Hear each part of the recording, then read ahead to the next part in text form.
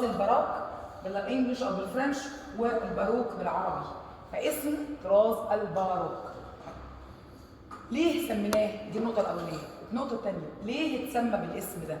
في الحقيقة الطراز ده اتسمى باسم الباروك كنوع من أنواع الانتقاد أو الهجاء لطراز غريب ظهر في فترة من الفترات اللي أوروبا مش متعودة عليه.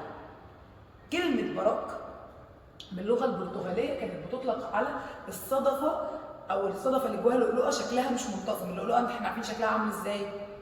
مدورة ومنتظمة. طب لو جت لؤلؤة، اللؤلؤ الطبيعي طبعا مش كله منتظم. لما بتيجي لؤلؤة مكعبلة شكلها متغير شكلها متلخبط كانوا بيسموها باروك. وبالتالي أطلقوا الشكل المعماري الجديد ده اطلقوا عليه اسم باروك لانه كنوع من الانتقاد، حاجه مكعبله، حاجه مش منتظمه، حاجه شكلها مش طبيعي. خلاص؟ يبقى النوع الاسم بتاع الستايل ده اطلق عليه في الاول كنوع من الانتقاد، كاني انا بقول ايه ده؟ ايه الستايل المكعبل ده؟ ايه الحاجه الملخبطه دي؟ خلاص؟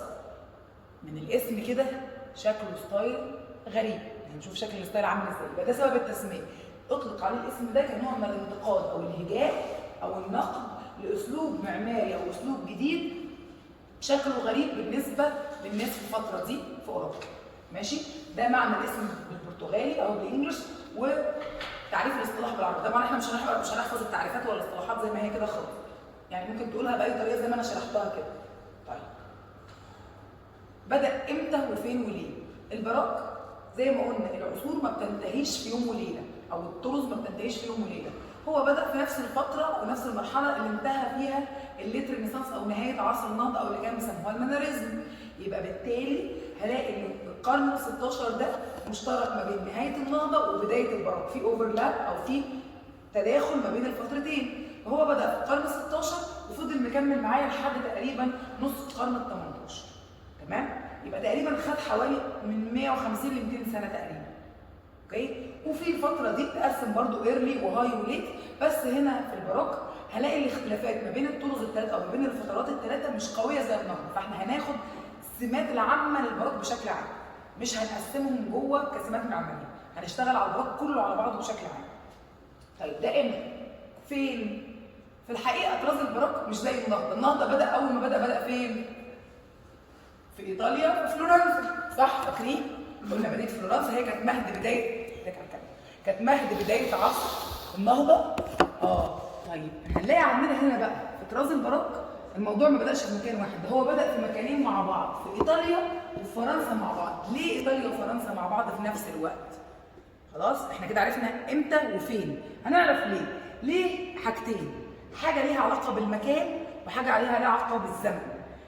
المكان ليه في ايطاليا وليه في فرنسا؟ لان في حدثين حصلوا في الوقت ده او مجموعه احداث حصلت في الوقت ده. ايطاليا حصل فيها عمليه اصلاح ديني قويه جدا، حاجه اسمها حركات الاصلاح الديني، وبدات تظهر في ايطاليا الحركات دي تحت قياده الكاثوليك اللي هو في الفاتيكان.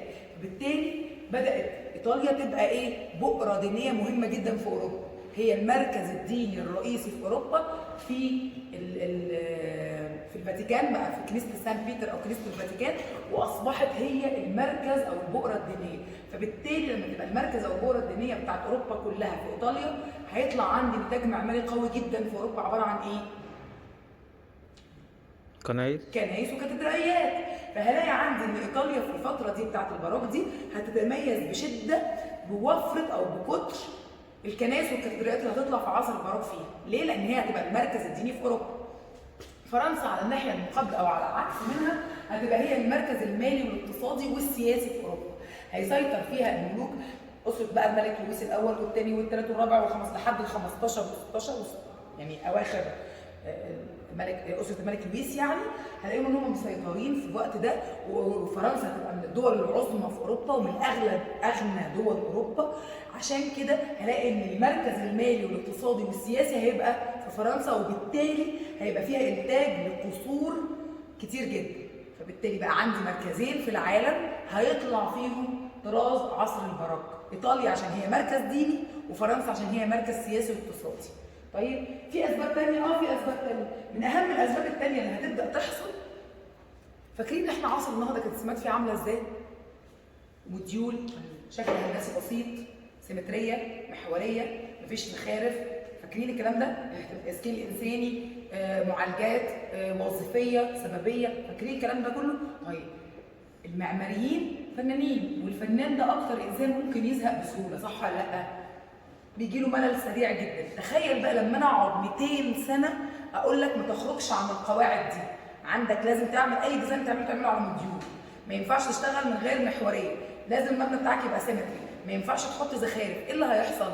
هيحصل حاله من الملل، المعماريين هيبداوا يزهقوا ويبداوا يملوا ويبداوا يحسوا ان احنا خلاص زهقنا من القواعد بتاعت عصر النهضه. فكره الملل اللي هتيجي للمعماريين دي هتدعوهم لايه؟ لقلب القواعد كلها. هيقول لك لا لا لا انا هقلب الترابيزه.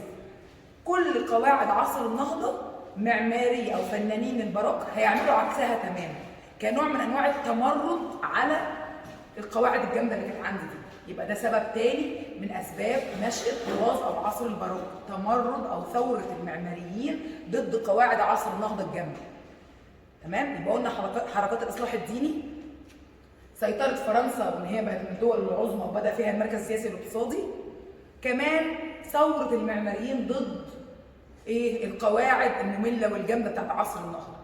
عندي بقى شويه اسباب ثانيه زي شويه اكتشافات علميه بداوا يكتشفوها طبعا من نهايه عصر النهضه، وبدات تاثر على تفكيرهم، زي انهم اكتشفوا ان الارض كرويه مش مسطحه، واكتشفوا ان الشمس ان الارض مش مركز الكون، ساعتها افتكروا ان الشمس هي مركز الكون، واكتشفوا شويه اكتشافات ادت الى ان تغيير تفكير الناس بدات تفكر بتحرر اكتر، بدات تفكر ان انا عندي امكانيه للتحرر اكتر. سبب تاني مهم جدا ادى الى ظهور طراز وعصر الباروك تحديدا وهو فتره الاستعمار.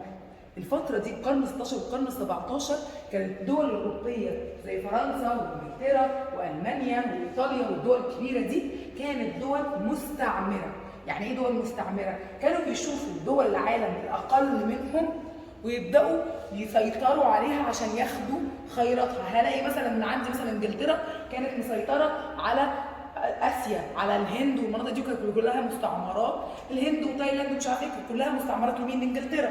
هلاقي اسبانيا والبرتغال كانوا بيستعمروا مين اللي اكتشفناها؟ كريستوفر كولومبوس. اكتشف ايه؟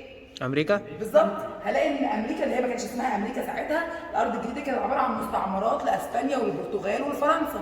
هلاقي ان ايطاليا كانت بتستعمر جزء كبير من شمال افريقيا زي ليبيا والمناطق دي، فرنسا كانت بتستعمر جزء من الشمال الغربي لافريقيا زي المغرب وتونس والجزائر. فبالتالي عصر المستعمرات ده او فتره الاستعمار اللي اوروبا كانت بتسيطر فيها على العالم دي ادت لحاله من الغنى الفاحش فين؟ في اوروبا. انا عندي اوروبا دلوقتي انا مستعمله كميه دول كبيره جدا، كل الخيرات اللي في الدول دي انا بعمل فيها ايه؟ بسحبها واوديها عندي بلدي.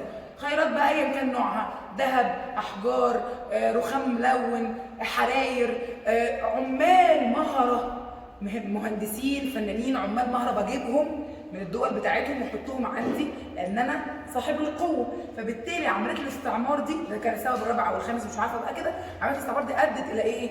الى الغنى الفاحش في اوروبا اللي هيؤدي بدوره الى ظهور طراز الباروك.